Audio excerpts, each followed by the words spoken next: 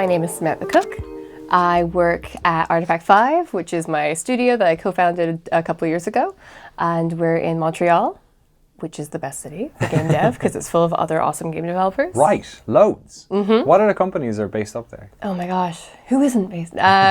Some off the top of my head, we've got Clever Endeavor. They made Ultimate Chicken Horse. Right, yeah. Super fun party platformer. They used to be like sitting as far away from me as you are right now, and so I can throw stuff at them. We've got Kit Fox Games. They made Moon Hunters last year. Who else is around? Double Stallion. So you broke away from sort of, more mainstream game development. Is that something you've seen a lot of your peers do over the past couple of years? Yeah, I think the Canadian context has allowed that to happen more and more. We have the Canada Media Fund, so you can apply for this, and it's government money to make games. And they want you to be innovative. They also want to make a return on investment, but if you can sort of say you think you're going to make some money and you're really, really different and cool, right, they'll want to fund you, ideally. And that's really helped people who have a lot of AAA experience, because Montreal's full of like Ubisoft, EA, right. It's had all these big studios. So you have people with a lot of experience who then can take it and run with it to make their own games in their own studios. So what did you pitch them? Well, we pitched them a kind of out-of-the-box surreal exploration game, right, which isn't really a genre, but I think it should be. So it's somewhere between what you might call a walking simulator and like an adventure game, but adventure is such a broad term. Like, I feel like Myst, if you look at it these days, is like a walking simulator puzzle game, but you would never have called Myst that back in the 90s, right? So it's somewhere between like psychological exploration and sort of almost movie storytelling. At its heart, it's a story about mental health. The protagonist, or the person you play as, his name is Tyler, and he has gone through trauma. He's in denial about it, and you as the player are playing as him, and you're going back through his memories to try to figure out what the trauma is, what happened to him. The other main character in the story is his wife, Elena, and she is this cellist. She's this really driven woman. They both moved to Montreal to pursue her career as a cellist.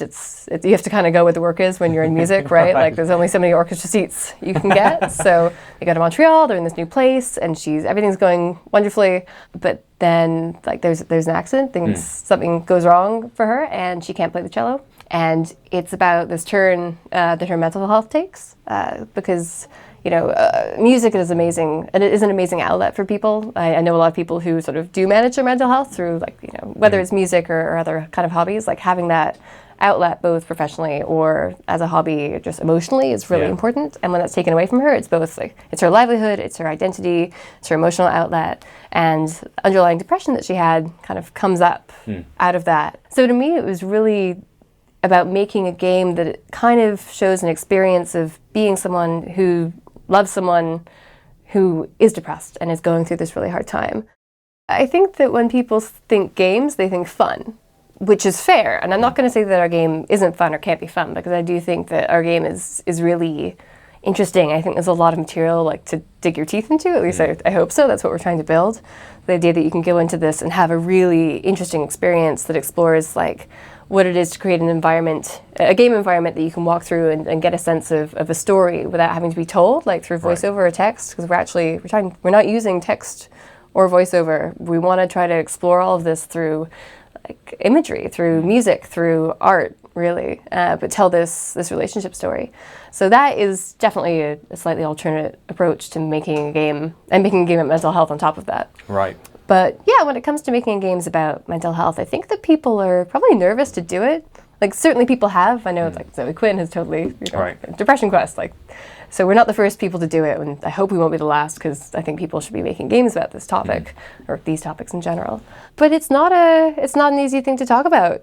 It's not easy to talk about in everyday life, and then you have to think about how to show that in ways that are both true to life but still engaging in a storytelling perspective. And what you've gone for is this sort of surrealist world, which is telling the story in an indirect way. That must present its own fair share of challenges as well. Yes, we like a challenge though. We like to call it rendering emotions, what we do. So we want to take the world, and if you, the character, feel like your world is falling apart, the world will literally fall apart around you. So it's a way of making the literal metaphorical, or the metaphorical literal. In terms of depression, I mean, depression is so tough because it's not just like being sad. That's not what depression is necessarily. Depression is actually sort of this progressive lack of being able to feel much of anything for anything, or at least in theory. I think people experience depression in multiple different ways. So playing games, if you're depressed, if you're having a hard time caring about anything, then a game isn't necessarily going to help you. But if it gives you something to look forward to, and or if it gives you something to focus on that isn't like feeling bad that you can't get out of bed, and you can play something on your phone or on your laptop, like, that's fantastic. And I don't know that it's even necessarily escapism. Escapism has a negative connotation, like it implies that we're doing something we shouldn't be, like we should be being productive instead, or something like that. But I don't think that's fair. I think that playing a game can be just a joy for its own sake, and it doesn't have to be like it's not a negative. And I know you're not saying it is. No, but or the idea that like, you're right, like people say that means being productive, but they always mean that in the sort of capitalistic sense of being productive, creating things, not like taking care of yourself, which is surely also productive. Oh my God. I think playing games can be a great form of self-care. Like whether I'm playing 2 dots and I'm just like, it's like making squares, which is great, or I'm diving into like Civilization and I'm like building something, or I'm just playing like a game about cats, like whatever it is. I think they're all really nice different ways to sort of dive into something different. Tell me about your guys' work with virtual reality then, because that must add a new sort of flavor to what you're creating there. Yeah, VR is awesome. I think VR is so cool. Just being able to put on that headset and be somewhere else is amazing. Working with it is hard. In terms of the dev stuff, the technical stuff, getting the frame rate right, just all the optimization you have to do. And then the game is kind of funky because the mechanic is walking and looking. Right. So when you're playing the PC version, like you walk up to something, and if you find the right part of the memory, the scene will shift, but it'll happen really smoothly and right in front of you, and you'll look away and it's a photo on the wall now. So in VR, making that work has been a really interesting technical challenge. Right. And some of the transitions really work, and some of them they're like, I wasn't so sure about that. So I think we're going to keep testing that and see what works. So some things translate directly from PC to VR. Other things, maybe we'll tweak them a little bit to make it like a more comfortable experience, or just an experience that isn't totally mind-bending in a bad way. Right. We want to be mind-bending in a good way. I want to be the good acid trip, I guess, what are you hoping that people who play Anamorphine will get out of it? I hope that they will come out of it with a sense of how difficult it is to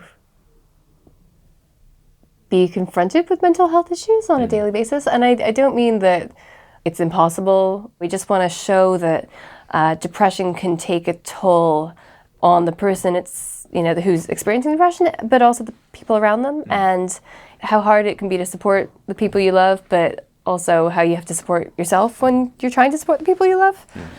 You can't make people more empathetic, but maybe you can. Maybe I want people to feel a sense of empathy for the characters in our game. And there's only 2, so that's probably not too hard. But I want them to feel for both the characters and for the very different struggles that they both go through, both sort of intertwined and individually. I want them to come out and be like, oh, that's really hard. I feel like sometimes people are like, oh, you're depressed. Well, just smile, get up and pick yourself up and like, go outside. Go for a walk. You'll feel better. It's like, no. This is so much more complicated than that. And it's tied up with identity and life and capitalism and whatever other factors. But you guys have really picked an easy topic for your first indie game. I know, right? We should talk about things, and it shouldn't be like, we're talking about depression. Like, it's okay to talk about depression. It's okay to talk about trauma. Like, we need to do that more.